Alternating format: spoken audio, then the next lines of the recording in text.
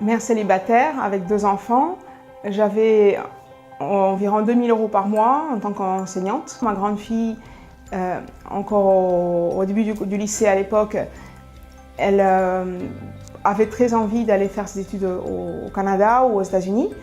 Et je cherchais vraiment des solutions pour pouvoir lui permettre de faire ça sans vraiment savoir comment j'allais pouvoir lui financer. Je ne voulais absolument pas la brimer. Quand j'ai commencé à investir, mon objectif c'était d'acquérir 2 appartements par an pendant 5 ans pour arriver à un nombre de 10. Un an plus tard, 1 an et demi plus tard, je suis déjà à 6 appartements.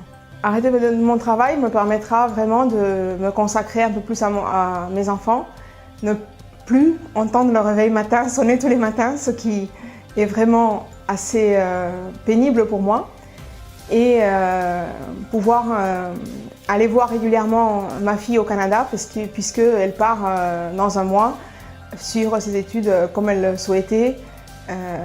Donc à Montréal. C'est sûr que l'immobilier, c'est quelque chose qui ne pourra pas s'arrêter. Il n'est pas possible pour moi de passer dans la rue, de voir une agence immobilière, de ne pas m'arrêter. Mes filles me disent « Maman, mais arrête de t'arrêter là, c'est quand même pénible à la fin ». C'est devenu vraiment quelque chose qui m'est indispensable. J'ai vraiment besoin de continuer là-dedans, c'est quelque chose qui me plaît. Autant j'avais absolument pas ça dans les gènes au départ, autant là maintenant je suis vraiment passionnée par ça. Il y a 4 ans, j'avais le départ de ma fille au Canada qui était un événement important de ma vie et de la sienne. J'avais projeté de pouvoir l'aider et ainsi de suite, et puis aujourd'hui elle a fini ses études. Elle vient de finir HEC Montréal donc, cette année. J'ai racheté d'autres biens, j'en ai vendu un. Après, j'ai quitté mon travail d'enseignante. Donc j'ai quitté le statut de fonctionnaire. Donc aujourd'hui, je m'épanouis en travaillant dans l'immobilier. Ça me permet d'évoluer dans un milieu qui m'intéresse, qui me plaît, d'avoir un métier en fait, qui me permet de bouger, d'être active et tout en étant proche de ce qui me passionne. C'est-à-dire qu'avant, l'immobilier, c'était entre 20h et minuit. Et maintenant, l'immobilier, c'est toute la journée. Aujourd'hui, je suis capable de travailler dans l'immobilier avec une vision qui est beaucoup plus large que celle des agents immobiliers, on va dire, classiques. Ce que je fais aujourd'hui, c'est d'un côté une passion et de l'autre côté, vraiment ce sentiment de liberté, en effet, qui va me permettre de me sentir moi-même et de sentir que, en fait, le bonheur, on le construit, en fait. Et je me sens vraiment heureuse aujourd'hui. Je pense vraiment avoir trouvé ce que je voulais faire. J'ai en tout 3 aujourd'hui, donc j'avais aussi un immeuble de rapport que j'avais acheté donc déjà avant cette première vidéo, donc il y a 4 ans, mais que j'ai revendu entre-temps. Et puis donc j'ai un studio, donc toujours le même, que j'exploite en courte durée. J'ai cet appartement que j'exploite également en courte durée. Et puis j'ai une maison dans les Pyrénées qui est louée en colocation, pardon. Après un très bon démarrage au niveau de la rentabilité de cet immeuble, qui se situait dans une station thermale de ski, donc c'est une localité qui a l'année à 1200 habitants. Et donc dans la forte saison, c'est la saison hivernale. C'est là que se fait la moitié du chiffre d'affaires de l'année. La première année, j'avais 45 000 €, après 42, et puis après c'est descendu à 32 d'un coup. Et j'ai justement, grâce aux enseignements de Nathalie, j'ai su réagir quand j'ai vu que la rentabilité baissait énormément. J'ai su analyser les raisons et vendre avant que ce soit trop tard. J'ai pu le revendre en ayant une plus-value de 50 000 €.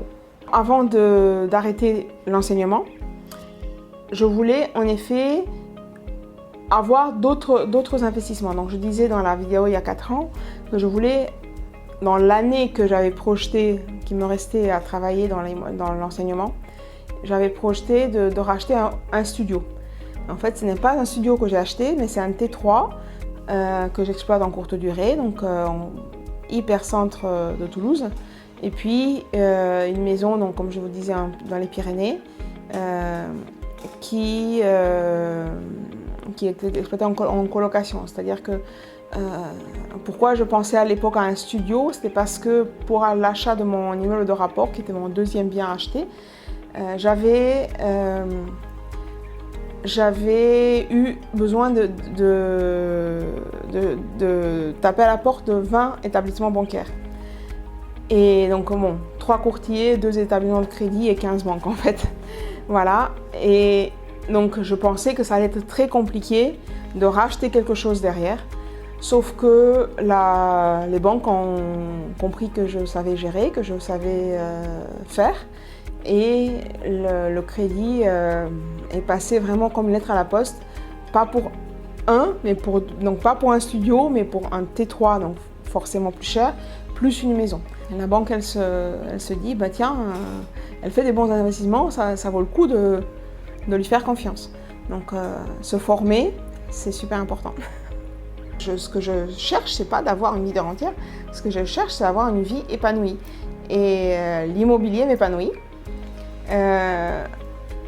Gagner suffisamment pour pouvoir faire les dépenses dont j'ai envie sans me dire aïe, attends, c'est compliqué, c'est vachement bien.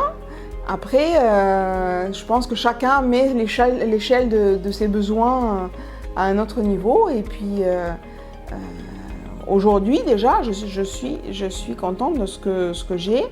Je pense que si je réinvestis moi personnellement, je ne chercherai pas à investir en plus que 1 ou 2 biens, ça me suffit.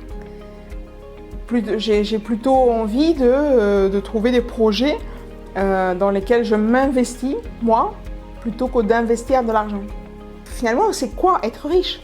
Là, c'est une des choses que Nathalie aborde dans sa formation et qui chemine finalement chez chacun.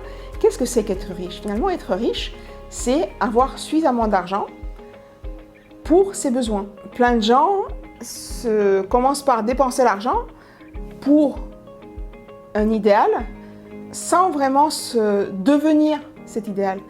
En fait, il faut commencer par être. Depuis 4 ans, par exemple, c'est que j'ai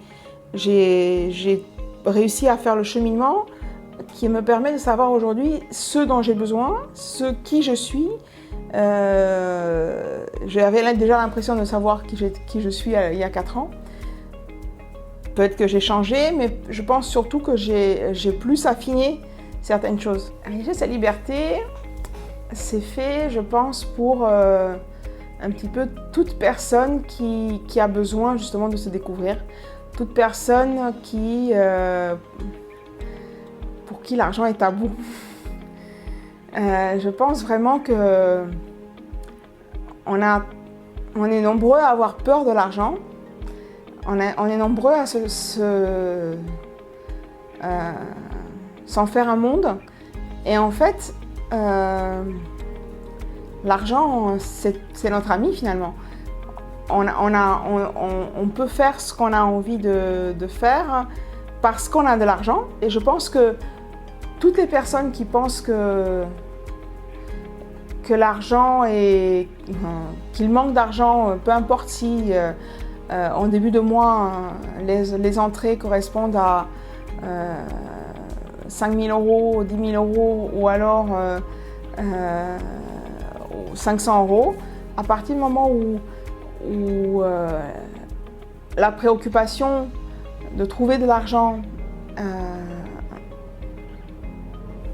est la nôtre, à ce moment-là, on a besoin de richesse et liberté. Dans les richesses et libertés, ce qu'on va trouver, c'est une façon de gérer l'argent, une façon de penser l'argent, une façon de ressentir l'argent. C'est vraiment un tout pratique, mental, intérieur, finalement, c'est un mix qui va faire que notre approche par rapport à l'argent va devenir différente. Et le résultat, ça va être que on va trouver d'autres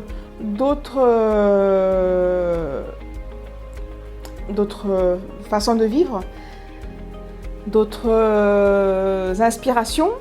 On va se découvrir finalement au fil du temps soi-même. C'est quelque chose qui devient finalement un processus. Donc moi j'ai fait donc Richesse et Liberté il y a 7 ans. Il y a 4 ans déjà j'avais une vision. Aujourd'hui j'ai encore évolué et certainement plus tard je vais encore évoluer. Et je sais que aujourd'hui si jamais une opportunité se présentera à moi, je saurai la saisir et je la laisserai pas passer sans essayer. C'est vrai que la plus importante des choses pour moi, c'est d'oser essayer. Et tout en ayant un petit peu le fait de savoir analyser les choses pour ne pas se laisser embarquer dans n'importe quoi. Et ça, c'est une des choses que j'ai appris avec Richesse et Liberté.